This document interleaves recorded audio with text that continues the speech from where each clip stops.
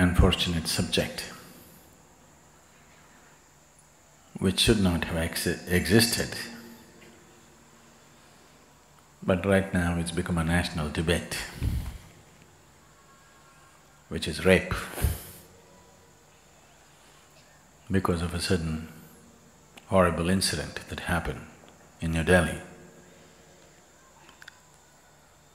The whole country is talking about rape.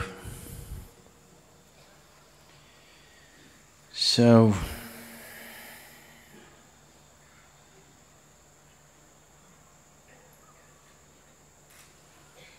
this needs to be understood, that though there may be a sexual stimulus to rape, it is not about sexuality alone. It's about the power to possess.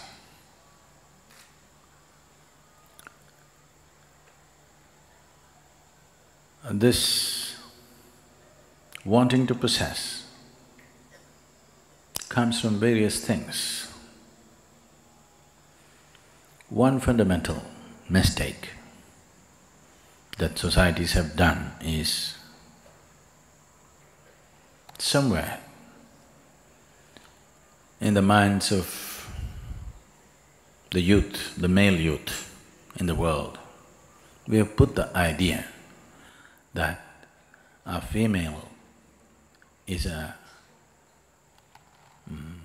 object, a thing that you can possess. Either somebody's father can give you away, if he refuses, you can take it. It's still there, isn't it, in the background? Somewhere very deep in the psychological structure, there is an idea that a woman is a commodity. A commodity is… if something doesn't have a mind of its own, that's a commodity. So, this probably in some places consciously implanted, in many other places unconsciously implanted, but it's deeply implanted in people's minds. Without taking this away, just one more law, hang the rapist, castrate the rapist, is not going to really produce results.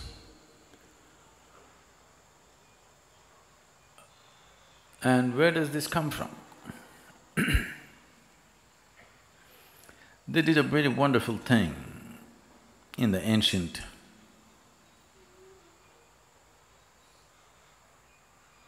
Bharat or India.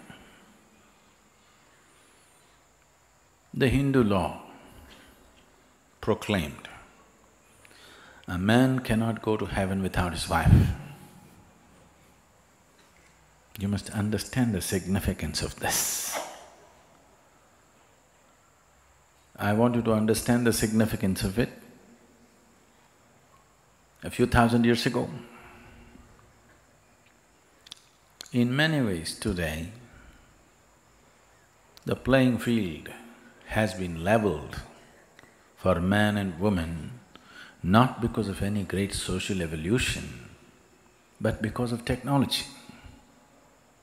The technological development which has made a woman being capable of participating in many global activities.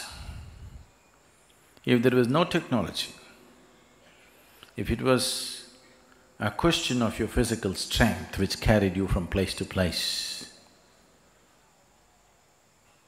definitely a woman would be still very homebound. Not that she shouldn't be home, I'm saying being home is one thing, being homebound is one thing. Being home is nice. Being bound by home is a different thing.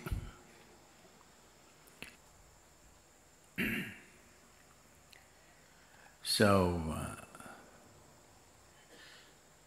yes, definitely, when somebody perpetrates a violent act, they need to be punished.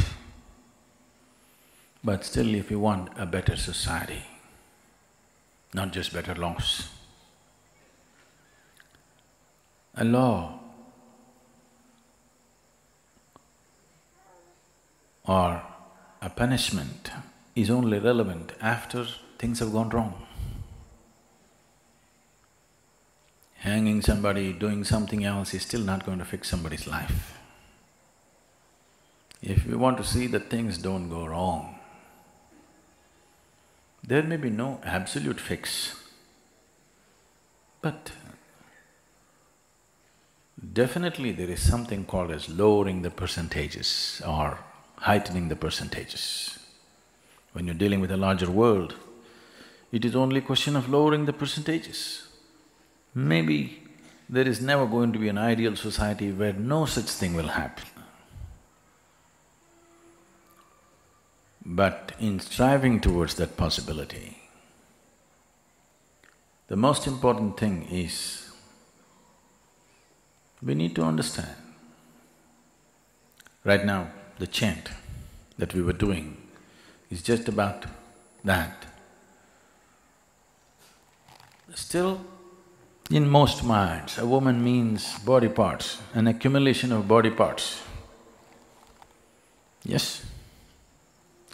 A breast, a navel, a curve, long hair, something. That's why many of you have short hair these days. One part of it you've gotten rid of. It is still a sum of body parts. Why is a woman a sum of body parts in someone who is not a woman? Essentially this is springing. This is not just with a man, with a woman also, but she doesn't conclude, she does not make the same conclusions that a man makes, but she is also bound by the same limitations.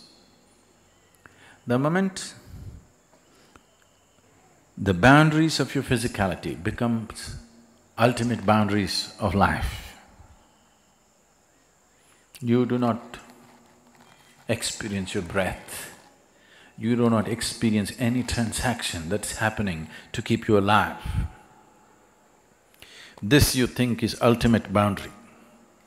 If this is ultimate boundary, if I look at this, those who look like just like me, they are enemies we would like to get rid of.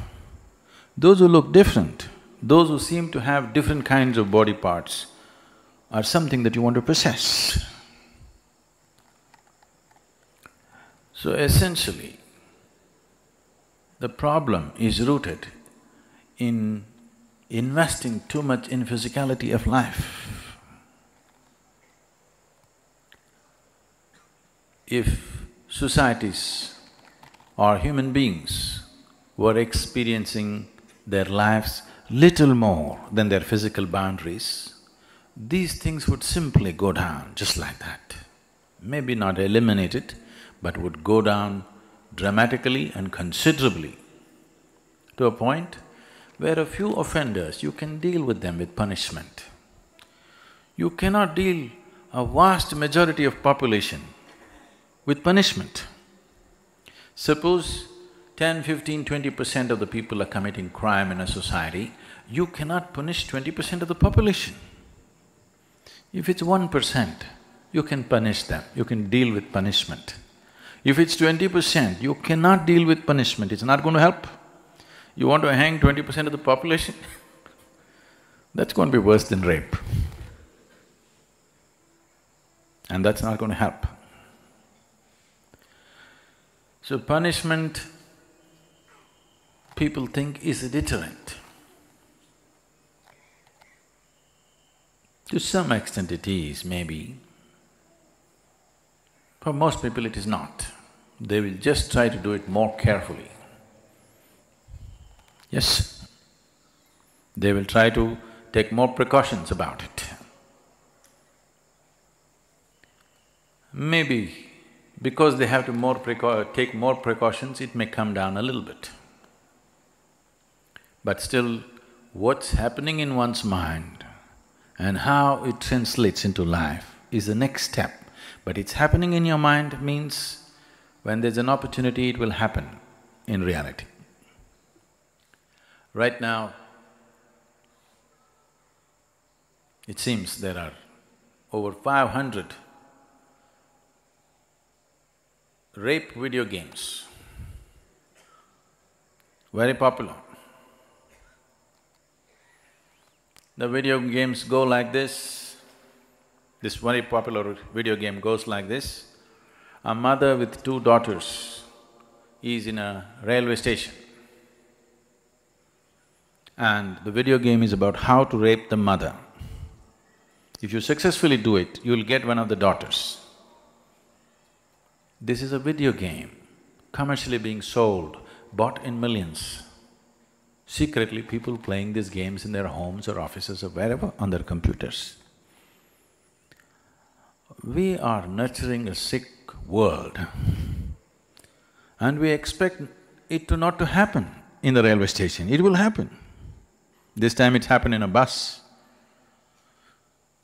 and this time it happened in the capital city, so it's big news.